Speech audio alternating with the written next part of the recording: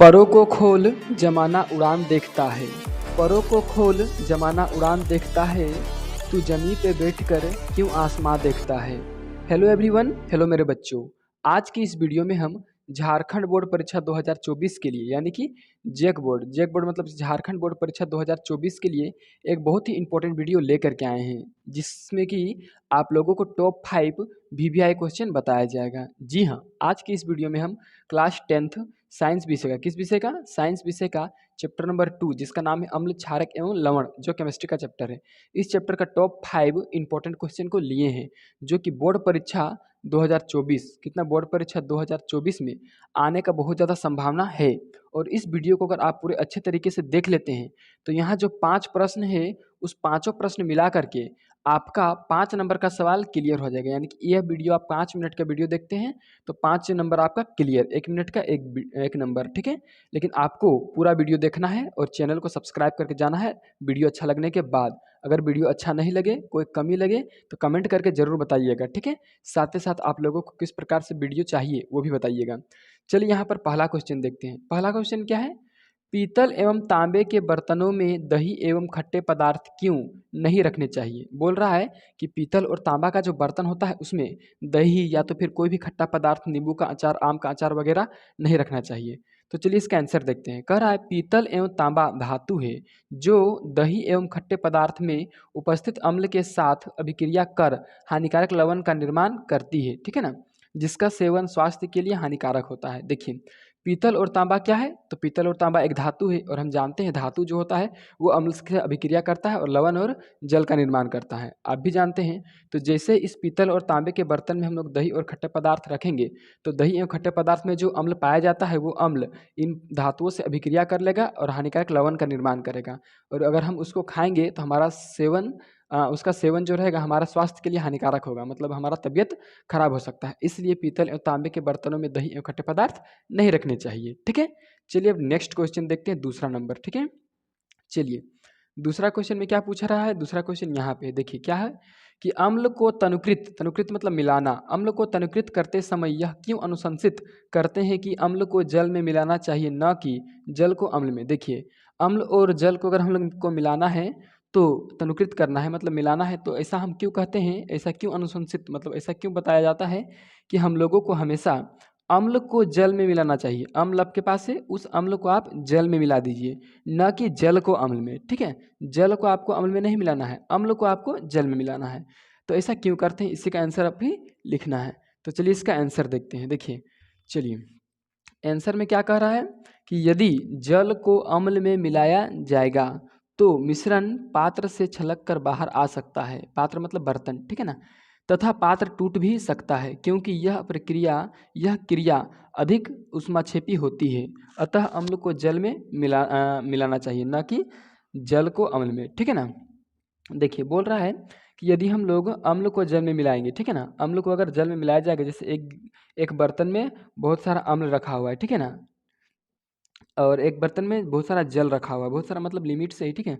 उस जल को अगर अचानक अम्ल में मिला दिया जाएगा तो क्या होगा, मिलाने से अम्ल जो है वो जल से अभिक्रिया कर लेगा और अभिक्रिया करने के बाद जो मिश्रण रहेगा, मिलने के बाद जो पदार्थ बनेगा वो पात्र मतलब बर्तन की जो बर्तन का सतह है, ऊपरी सतह है, उससे छलक करके बाहर निकल के आ जाएगा।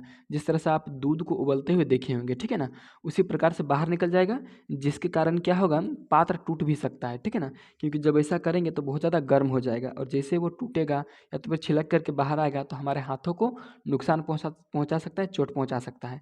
इसलिए क्या करना चाहिए हम लोगों को, तो इसलिए हम लोग को जल को अम्ल में नहीं मिलाना चाहिए, ठीक है ना, अम्ल को जल में मिलाना चाहिए, ठीक है। चलिए तीसरा क्वेश्चन देखते हैं, ठीक है ना।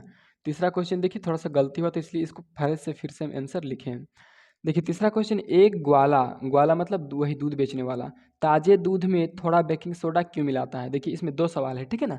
सबसे मेन सवाल तो ये वाला है कि जो ग्वाला होता है दूध बेचने वाला, वो बेकिंग सोडा क्यों मिलाता है अपने दूध में। अब इसमें छोटा सवाल पूछा है कि दूध के पीएच मान को 6 से बदलकर, ठीक है ना, 6 से बदलकर थोड़ा क्षारीय क्यों बनाता है, ठीक है ना।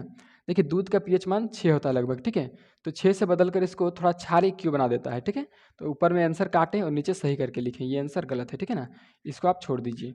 नीचे वाला देखिए, नीचे क्या लिखे हैं, कि जब दूध में, कहाँ पर, जब दूध में, ठीक है ना, जब दूध में बेकिंग सोडा मिलाया जाता है तो दूध का पीएच मान 6 से घटकर थोड़ा क्षारीय हो जाता है। देखिए, जैसे हम लोग दूध में थोड़ा बेकिंग सोडा मिला देंगे तो उसका जो पीएच मान है 6 था वो घट जाएगा और थोड़ा वो क्षारीय हो जाएगा, ठीक है, जिसके कारण दूध को अम्लीय स्थिति में प्रवेश करने में अधिक समय लगता है। देखिए, जिसके कारण क्या होता है, वो जो दूध होता है उसको अम्लीय बनने में बहुत ज़्यादा समय लग जाता है क्योंकि वो क्षारीय हो चुका है पहले, ठीक है, और दूध अधिक समय तक सुरक्षित रहता है, ठीक है ना।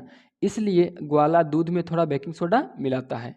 देखिए, दूध ज़्यादा दिन तक सुरक्षित रहता है क्या कर देने से, ज़्यादा दिन मतलब ज़्यादा समय तक, ठीक है ना, अब 1 साल तक नहीं, मतलब 2-4 दिन तक, 3 दिन 5 दिन तक, क्योंकि दूध में बेकिंग सोडा मिलाने से वो क्षारीय हो जाता है और वो दूध फटेगा तब जब वो अम्लीय रहेगा, ठीक है। इस प्रकार से तीसरा क्वेश्चन देख लिए। चलिए अब चौथा देखते हैं। तो चौथा क्वेश्चन देखने से पहले इसमें दो प्रश्न था उसमें से बी नंबर का प्रश्न चलिए देखते हैं। कह रहा है इस दूध को दही बनने में अधिक समय क्यों लगता है, ठीक है। तो चलिए इसका आंसर देखते हैं। दही बनने के लिए अम्लीय परिस्थिति की आवश्यकता होती है। देखिए, दही तब बनेगा दूध जब वो अम्लीय परिस्थिति में प्रवेश करेगा, जबकि बेकिंग सोडा मिलाने से दूध क्षारीय हो जाता है। बेकिंग सोडा मिला देने से दूध क्या हो जाता है, क्षारीय हो जाता है, ठीक है, जिसके कारण इसे अम्लीय परिस्थिति में जाने में अधिक समय लगता है। देखिए, जैसे हम लोग दूध में दूध में बेकिंग सोडा मिलाते हैं तो वो जो दूध होता है वो क्षारीय हो जाता है और उस दूध को अम्लीय परिस्थिति में पहुंचने में यानी कि जाने में बहुत ज़्यादा समय लगता है, ठीक है। इसलिए दही बनने में अधिक समय लगता है, इसलिए दही बनने में अधिक समय लगता है बेकिंग सोडा मिलाया हुआ दूध में, ठीक है, दूध को। चलिए अब यहाँ पर अगला क्वेश्चन देखते हैं। चौथा नंबर क्या पूछा गया, चौथा नंबर में यहाँ पर आप देख सकते हैं। कह रहा है प्लास्टर ऑफ पेरिस को आर्द्ररोधी बर्तन में क्यों रखा जाता है। सवाल है कि प्लास्टर ऑफ पेरिस मतलब कि जो प्लास्टर होता है जो आप डॉक्टरों के पास देखे होंगे उसको आर्द्ररोधी बर्तन में क्यों रखा जाता है, ठीक है ना, यही क्वेश्चन है। तो चलिए इसका आंसर देखते हैं। आंसर कहता है यह वायुमंडल में उपस्थित आर्द्रता के संपर्क में आने से कठोर जिप्सम का निर्माण करती है जिसे पुनः प्लास्टर ऑफ पेरिस नहीं बनाया जा सकता है, इसलिए इसे आर्द्ररोधी बर्तन में रखा जाता है। देखिए, ये जो प्लास्टर ऑफ पेरिस होता है यदि उसको खुला छोड़ दिया जाए तो वायुमंडल में जो आर्द्रता है मतलब कि जो नमी है मतलब कि जो जलवाष्प है वो प्लास्टर ऑफ पेरिस उस जलवाष्प से अभिक्रिया करेगा और कठोर जिप्सम बन जाएगा, ठीक है ना। जिप्सम मतलब पूरा कठोर हो जाएगा, ठीक है। यदि कठोर हो जाएगा तो फिर उस प्लास्टर ऑफ पेरिस प्लस्तर कैसे किया जाएगा, टूटे हुए हड्डियों के ऊपरी भाग में मतलब कि पैर हाथ में। इसलिए प्लास्टर ऑफ पेरिस को क्या करता है, आर्द्ररोधी बर्तन में रखा जाता है। आर्द्ररोधी बर्तन मतलब ऐसा बर्तन जिसमें हवा प्रवेश नहीं करता हो, जलवाष्प प्रवेश नहीं करता उसमें, ठीक है। चलिए फिर इस वीडियो का लास्ट और 5वां प्रश्न देखते हैं। देखिए यहाँ पर क्वेश्चन क्या है, आश्वित जल, ठीक है ना, आश्वित जल जिसका पीएच मान कितना होता है, तो आश्वित जल का पीएच मान 7 होता है, ठीक है ना ही 7 से कम ना ही 7 से अधिक, ठीक है। कर आश्वित जल विद्युत का चालन क्यों नहीं होता जबकि वर्षा जल होता है। देखिए, आश्वित जल मतलब कि आप देखे होंगे जो बैटरी में डलाता है वो आश्वित जल रहता है, तो वो जल विद्युत का चालन क्यों नहीं करता है, ठीक है, जबकि वर्षा जल करता है, ठीक है। चलिए इसका आंसर देखते हैं। कह रहा है आश्वित जल आयनों में विघटित नहीं होती जबकि वर्षा जल जिसका पीएच का मान 7 से कम होती है यह आयनों में विघटित हो जाती है। ये आयन ही विद्युत के चालन के लिए उत्तरदायी होती है, इसलिए आश्वित जल विद्युत का चालन नहीं होता जबकि वर्षा जल होता है। देखिए, आपको जान के हैरानी होगा कि आश्वित जल जो होता है वो आयनों में विघटित नहीं होता है, ठीक है, आयन मतलब वो आयनों में नहीं बढ़ता है, जबकि जो वर्षा जल होता है वर्षा जल का पीएच मान 7 से कम होता है क्योंकि वर्षा जल अम्लीय जल होता है, इसमें बहुत सारा वायुमंडलीय गैस, सल्फ्यूरिक अम्ल, नाइट्रिक अम्ल ये सब का मिश्रण होता है।